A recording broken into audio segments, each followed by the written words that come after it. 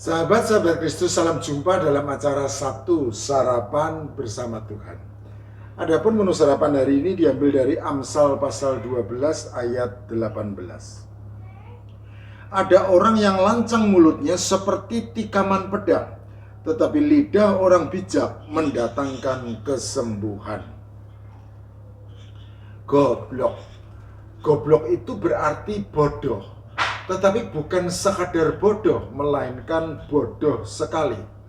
Jadi jelas bahwa ada peningkatan kualitas kebodohan di dalam kata goblok. Oleh karena itu kata goblok bukan merupakan kata biasa yang lazim dipakai dalam percakapan sehari-hari, melainkan lebih tepat digolongkan sebagai kata makian untuk merendahkan seseorang. Baru-baru ini kata goblok menjadi viral di media sosial karena diucapkan oleh seorang utusan khusus presiden yang memiliki hak keuangan dan fasilitas penunjang setingkat dengan menteri pada Kabinet Merah Putih di bawah kepemimpinan Presiden Prabowo Subianto. Adalah Miftah Maulana Habibur Rahman yang lazim dipanggil Gus Miftah, seorang utusan khusus presiden bidang kerukunan beragama dan pembinaan sarana keagamaan yang viral di media sosial karena dianggap menghina di depan umum kepada seorang penjual es teh dengan memakai kata goblok. Kronologis peristiwanya kurang lebih demikian. Dalam suatu pengajian di Magelang, ada seorang penjual es teh yang menjajakkan dagangannya. Gus Miftah yang sedang berceramah lalu bermaksud bercanda ketika melihat sosok penjual es teh tersebut. Ia berkata sebagai berikut, "Es tehmu ije akeh ora?" "Masih." "Ya kono didol goblok." "Dolen dhisik, engko lak rumpayu ya wis takdir." Kurang lebih terjemahan dari kalimat berbahasa Jawa tersebut demikian. "Es tehmu masih banyak tidak?" "Masih." "Ya sana cepat dijual goblok." Dijual dahulu, nanti apabila tidak laku ya sudah, berarti takdir. Saya yakin bahwa Gus Miftah tidak bermaksud untuk menghina, melainkan hanya bercanda, sebagaimana gaya komunikasinya yang memang spontan serta cenderung kasar khas Jawa Timuran yang dikenal sebagai basa Surabayaan, dengan ciri-ciri memakai kosakata bahasa Jawa yang cenderung kasar seperti jancuk, bajingan, matamu, dasmu, asu, goblok, dan lain sebagainya.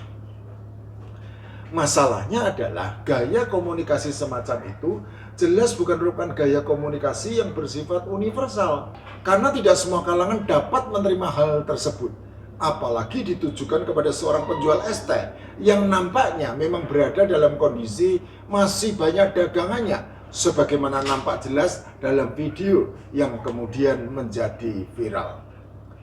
Masalah semakin bertambah besar karena ternyata ucapan yang dimaksud sebagai candaan tersebut direspon dengan tawa riang sampai ada yang terbahak-bahak oleh orang-orang yang ada di sekitar Gus Miftah yang notabene juga merupakan para pemuka agama. Seakan-akan mereka mendengar sesuatu yang sangat lucu. Jadi muncul kesan mereka setuju dengan ucapan kasar tersebut dan bahkan tertawa di atas penderitaan sang penjual es teh yang merasa malu dan terhina.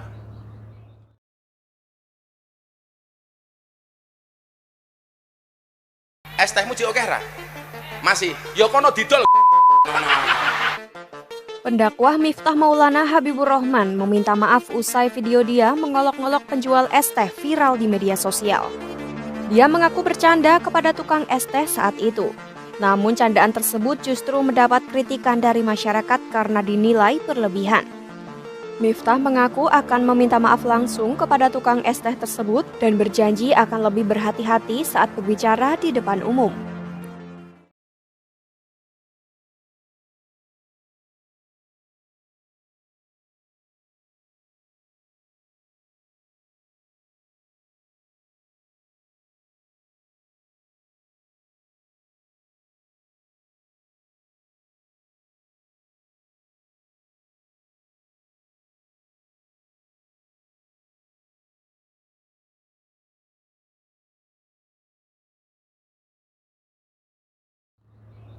Melalui video yang viral tersebut, banyak orang dapat melihat mimik muka sang penjual es teh yang merasa malu dan mungkin terhina karena menjadi objek tertawaan banyak orang yang hadir pada waktu itu. Belakangan hal tersebut kemudian terkonfirmasi oleh pernyataan sang penjual es teh pada saat diwawancara oleh sebuah stasiun televisi nasional. Akibat video yang viral di media sosial tersebut, maka kemudian Gus Miftah mendapat banyak kecaman dari berbagai pihak yang juga menuntut dirinya supaya meminta maaf. Gus Miftah dengan segera berkunjung ke rumah Sun Haji sang penjual es teh tersebut yang kemudian juga bersedia memaafkan Gus Miftah. Menariknya, hinaan yang diterima Sun Haji sang penjual es teh dari Gus Miftah tersebut kemudian justru mendatangkan berkah karena ia mendapat modal dagang dari pemerintah, bantuan uang ratusan juta rupiah dari para donatur, dan juga dihadiahi naik haji dari berbagai pihak. Sahabat-sahabat Kristus, selalu saja ada hikmah di balik suatu peristiwa. Demikian juga halnya dalam kasus Gus Miftah dengan sang penjual es teh di Magelang tersebut. Pertama, jelas penting bagi kita sekalian untuk bijak memakai mulut bibir dalam berkata-kata, supaya tidak menjadi seperti tikaman pedang yang menyakiti hati orang lain, melainkan menjadi berkat dan membawa manfaat, sebagaimana pernyataan bijak dari penulis Amsal. Ada orang yang lancang mulutnya seperti tikaman pedang, tetapi lidah orang bijak mendatangkan kesembuhan. Amsal pasal 12 ayat 18. Kedua, penting juga bagi kita sekalian untuk memahami bahwa terkadang ada berkat yang hadir di balik suatu musibah. Jadi terimalah dengan ucapan syukur segala hal yang terjadi dalam hidupmu, termasuk hal-hal yang buruk sekalipun, karena kita tahu bahwa Allah turut bekerja dalam segala sesuatu untuk mendatangkan kebaikan bagi mereka yang mengasihi Dia, yaitu bagi orang-orang yang terpanggil sesuai dengan rencana Allah. Sebagai penutup, ada satu pertanyaan yang harus kita jawab dengan bijak sehubungan dengan kasus Gus Miftah dengan sang penjual es teh tersebut. Siapakah yang goblok? Ya, sesungguhnya siapakah yang goblok? Ingat, jangan pernah menyebut orang lain dengan kata makian goblok, karena bisa jadi sesungguhnya kata goblok tersebut justru lebih tepat apabila ditujukan kepada diri kita sendiri. Jadi, siapakah yang goblok? Ingat, ada orang yang lancang mulutnya seperti tikaman pedang, tetapi lidah orang bijak mendatangkan kesembuhan. Amin.